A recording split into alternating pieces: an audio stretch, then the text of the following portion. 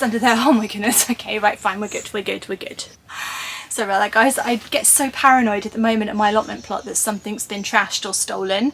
It's like I get anxiety every time I approach my allotment, which is not the way it should be, I know, and it's not ideal and it's not okay, but it's the way it is and that's how I feel. So I was just thinking my strimmer's been stolen, but it's not, it's here, it's here. How you all doing? Hello, welcome back to my allotment diaries. My name's Emma, currently in my polycarbonate greenhouse. It's not been that sunny recently, but it's been very humid and warm. So in here at the moment it is, bear with, 30.2 degrees Celsius in here at the moment, so very humid. Are you liking the humidity though? I feel like they're liking it. But I do feel like I'm creating the perfect environment for blight. Just hoping that I can harvest loads of tomatoes before the blight does hit. Let's be honest, it's gonna hit at some point. It's far too humid in here for it not to hit. In fact, let's get another window open. Talking myself into panic mode. Gosh, talking myself into a panic. Right, let's try and stay calm. There's lots of tomatoes here now to be harvested. Look at that. Absolutely fantastic. 8:30 in the morning, but never too early for a tomato.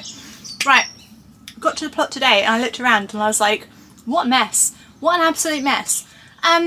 Being a little bit hard on myself. Obviously there's a bit of weeding to do. There's always weeding to do, isn't there? A couple of areas where I'm just a little bit unsure about. Let me show you. Right, this bed here. This. What is this? What's happening in this bed? What is this? Why is one end dead and the other end alive? Look at this weird bed. This is my designated flower bed. So I allow flowers to come up everywhere, but this is sort of the bed dedicated to them. This end looks very full, very nice. We've got lots of, what are these called? Gladioli coming up. These are sort of finished now, so I'm wondering, I might just leave them to self-seed. Not sure what they were, but they're from my wildflower pack. Got some cosmos coming up there, a few Californian poppies, lovely. Got a dahlia there, which is unheard of at this time of year, incredible, very small, but there we go. And this end of the bed just looks dead. What's going on with this end? Why is nothing growing in this end of it? I don't understand. Did I not put anything in here? What's that all about? It's a bed of two halves. It's a bed of two halves. One half is thriving and the other half is sort of dying off. Even the gladiolis are taller on this side than they are on that side. They're really small on that side. So that's quite telling, isn't it? That's quite telling. And if you know what that's telling us, please let me know in the comments. Because I'm not sure what it's telling me, other than the fact that this... Oh my gosh, what was that? Was that a mouse? Was that a mouse? Was that a mouse? Is that a mouse? No, it was a shadow. It was a shadow, sorry, I do love nature. Oh, isn't it lovely being out in nature? I think it might be telling us that the soil and the sunlight on this side is better than that side. That side's closer to the tree, but I don't know why it would make that much of a difference. I really don't know. I think I'll weed it a little bit, try and make it look a little bit more together, so I can sort of see it as not an ugly mess, and then think about maybe buying some perennials to go in that end, maybe woodland loving perennials. So thinking foxglove, bluebells for the tulips did really well, didn't they? I don't know, I'll think about it, but woodland loving plants at that end. Anyway, let's give it a bit of a tidy up.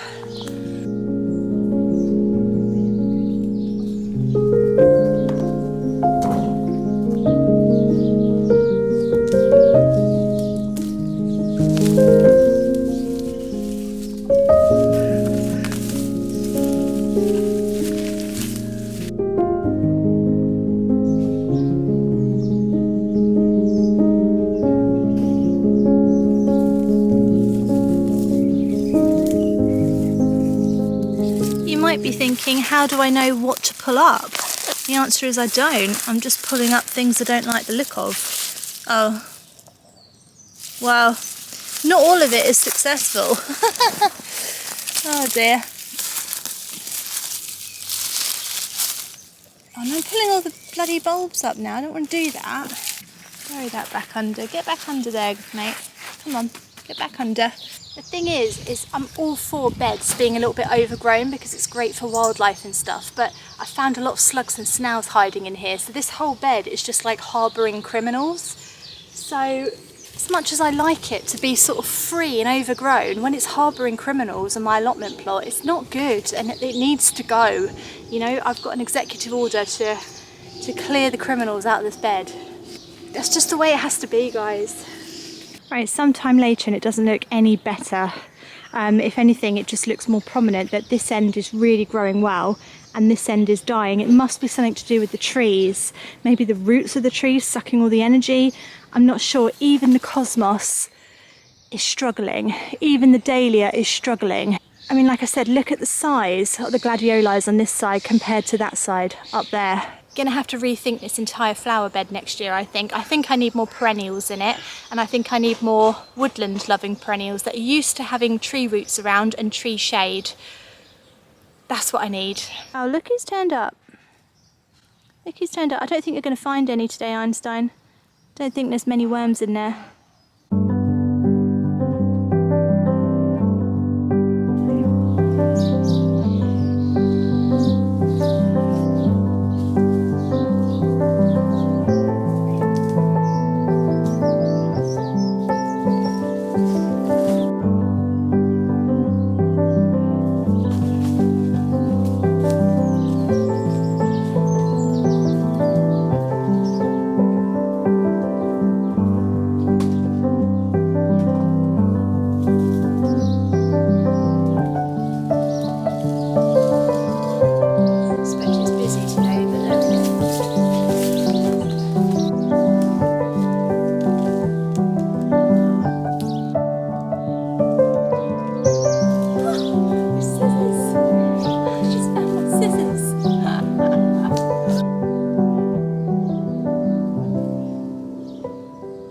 Look how crazy my clematis has gone on my shed.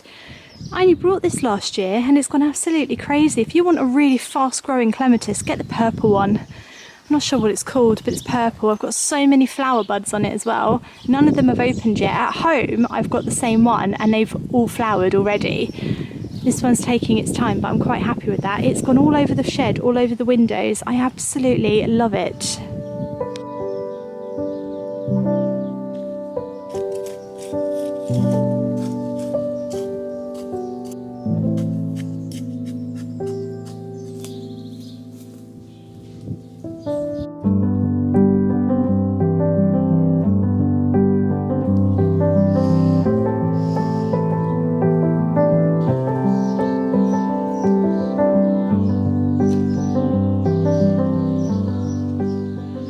Right, brassicas, more brassicas. Great time of year to be planting out more brassicas for an early autumn kind of harvest, or late autumn maybe it would be.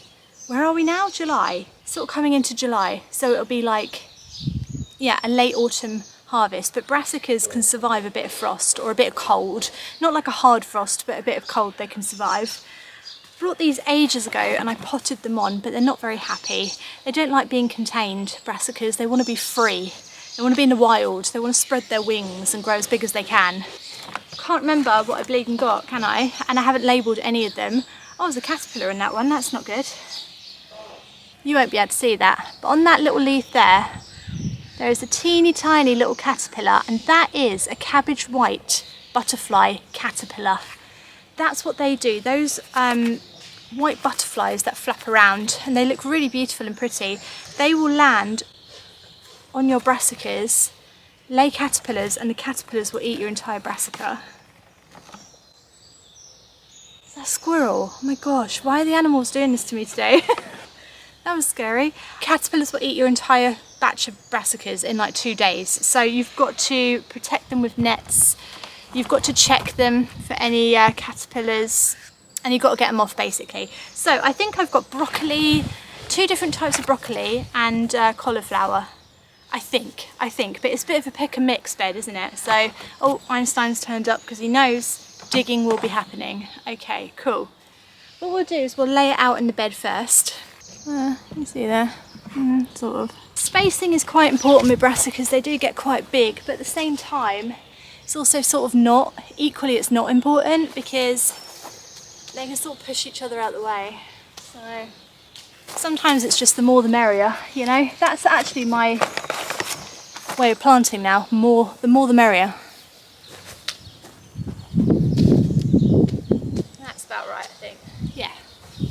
And how many more have I got? 3. Oh, okay, cool. That's almost perfect. Almost, but not quite. 1, 2, 3. On a potato. There.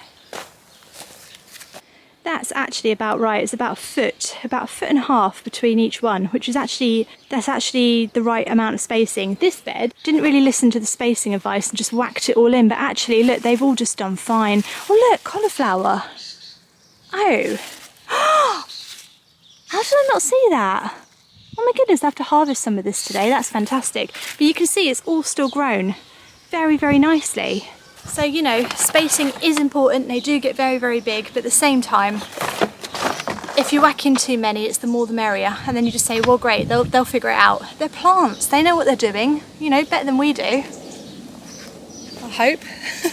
Oh, the sun's come out for planting. Excellent.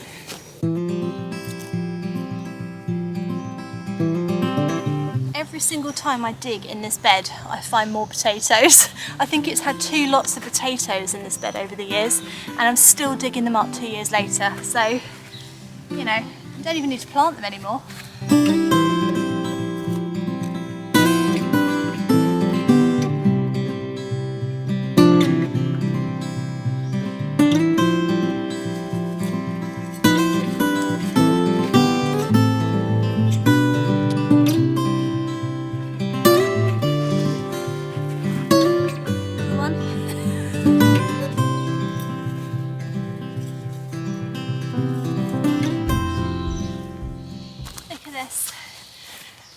A little handful of potatoes I've dug up. Like I said, that bed has had potatoes in for like 2 years, all different varieties. These look like early potatoes, don't they? Like an early variety. Not quite sure if they're edible. Some of them are a little bit green. But yeah, it's a little Brucey bonus little crop I've dug up. Quite interesting, isn't it? Right, they're all in the ground. They look very vulnerable and small, guys. I'm very worried about them actually. And I think we are due some rain, thank goodness, soon, because it's been very dry recently. I'm going to give them a really good water, and then we're going to protect them. We've got to protect them from slugs, but mainly birds. So, right, let's get on with that.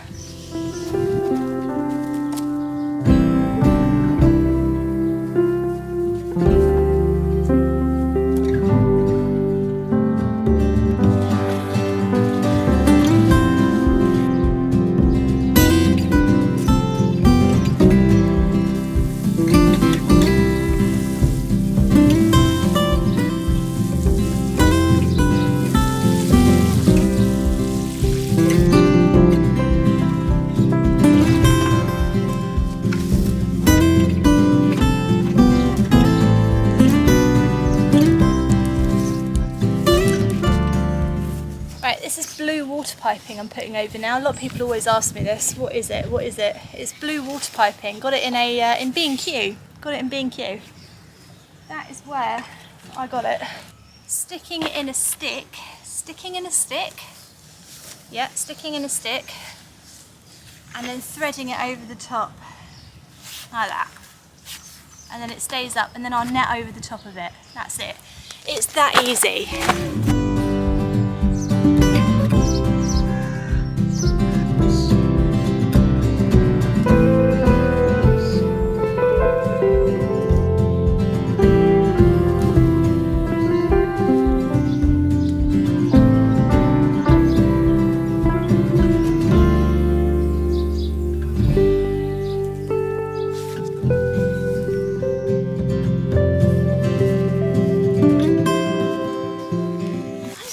I bleed and try and film, it goes wrong. What's wrong with you? Oh, does it not fit? Oh, stick's too big. Right. You're out.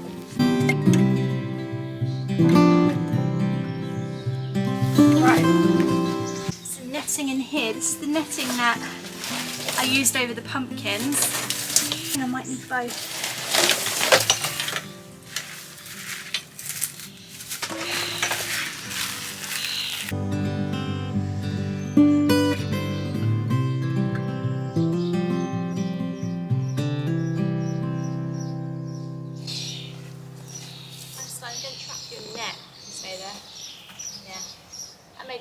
Didn't it? Right, thank God for paper wire. I think I'd be having a bit of a breakdown doing this job. Blooming heck. What a horrid job, trying to get a net over water piping. Oh, what did you do today? Oh, I just tried to get a net over water piping. Is that reaching the ground? It's not even reaching the ground. Oh, I don't know what to do. I wish I could be a bird sometimes. Was that the bird? I'll take it back immediately. I don't want to be a bird. Please ignore that. Wipe that from the record. That shall be stricken from the record. Emma does not want to be a bird. Right, okay. Are you in? Are you in? Einstein, do not come in here. It's a cage. It's a cage. It's literally a cage. Don't go in it. No. No. Einstein, no, because you won't be getting out again. No. Oh, God. Why has he always got to get involved? Why have you always got to get involved in everything? Right, well, it looked great until I put the netting on it and then it all went haywire. That's always the problem with these things. They look great until suddenly they just sort of don't. Look at this guy, eyeing up the new Brassicas. Yeah, new restaurants opened in town, mate. Anyway, no matter. Oh, the Brassicas are in. Oh, the Brassicas are in the ground. They've been watered, they're in. I mean, what happens now is up to them. The other Brassicas here did absolutely excellent, so I'm hoping good things will come. Right, I need to do some watering because everything looks like it's dying because we haven't had any rain recently, or not a substantial amount of rain. I need it to pour down. I need it to be torrential, just for like maybe half an hour or so, and everything would be watered. That'd be great. If you could just make that happen, that would be marvellous.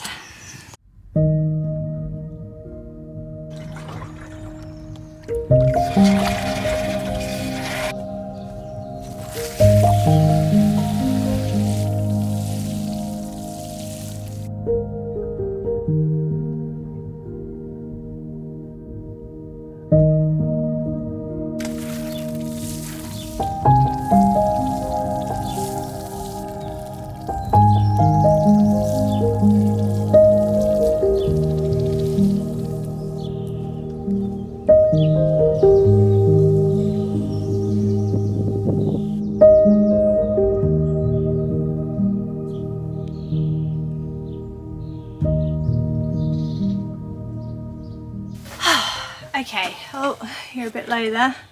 Right, I'm going to harvest some of those brassicas today because they're looking fantabulous. And I've got a bag, I've got my bag. I've got to remember to take home these living paper bags I bring from Marks and Spencer's. I bring so many of them and I end up with a big pile of them. And actually what I should be doing is taking something in it and then harvesting something and taking it home again. So anyway, okay, right, let's go harvest. Woohoo! Oh yeah, and I found my scissors. I found my scissors. Right, the brassica bed is looking absolutely fantabulous, isn't it? So bursting with life, so big, so bushy. It's time to start picking it. We're going to start with the kale. Right, let's get some of this lovely kale. Look at that kale leaf. Aren't kale leaves absolutely beautiful? Does anybody put them into like flower arrangements? Because that would look beautiful, wouldn't it? Or would it just look weird? I don't know. Maybe it would look weird. There's a lot of whitefly flying off these. I'm going to have to really wash them. But though there's a lot of whitefly, there doesn't seem to be a lot of damage to them. So I'm sort of happy to leave the whitefly to do their thing, you know.